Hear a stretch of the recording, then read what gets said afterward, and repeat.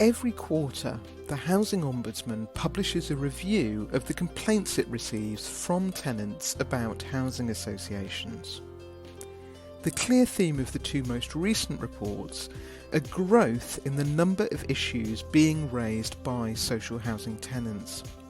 One of the most common reasons for complaint is lack of communication about repairs and maintenance.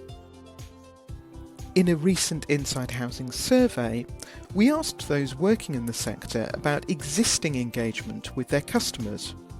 We asked them if their organisations have clear channels of communication with tenants. 40% said yes. 16% also said yes, but that communication channels could be better.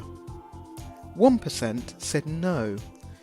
And 43% said there were clear channels of communication, but that it was difficult to engage with some residents.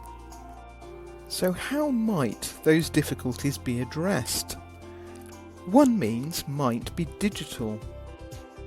Our survey respondents told us of increasing the amount of email newsletters that go out, sending out text messages to remind about the likes of building works, gas checks, or how best to get in touch with repair teams, and holding online meetings with residents. But housing organisations are likely to need to employ the full range of communication methods if they are to reach every tenant. That may well include traditional written material, but perhaps with a new spin.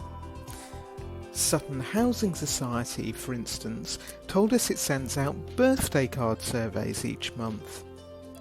Any tenant turning a year older receives a card from the organisation wishing them many happy returns, but also asking them questions about whether they think their home is well maintained and is one in which they feel safe. Despite the increased priority being placed on tenant communication, 35% of those who responded to our survey said their organisation sets no target for the amount of customers feeding back about services. It may be that changing that, making sure that every housing organisation has a figure for the amount of customer feedback they will attempt to garner, would provide additional impetus to communicate with customers. And, in time, perhaps that and other changes will result in a reversal of the current trend of increasing customer complaints.